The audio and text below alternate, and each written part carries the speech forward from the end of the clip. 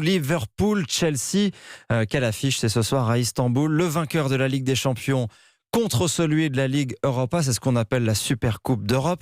Et quel symbole, c'est donc la Française Stéphanie Frappart qui va devenir la première femme arbitre à diriger une rencontre masculine comme ça sur la scène européenne. Elle rentre vraiment dans l'histoire du foot ?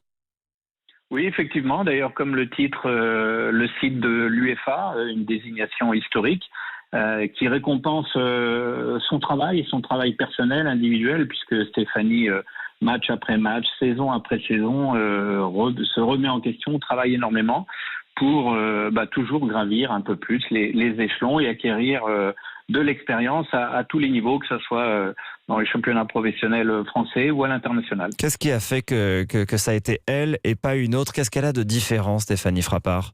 Alors écoutez, d'abord la désignation est du ressort de l'UEFA, donc je crois que, et si j'en crois les déclarations notamment de Roberto Rossetti, le patron de l'arbitrage de l'UEFA, c'est d'abord la confiance qu'il lui accorde au regard des dernières compétitions qu'elle a arbitrées, et notamment cette finale de Coupe du Monde qui en amont était aussi un certain nombre d'autres matchs de la Coupe du Monde.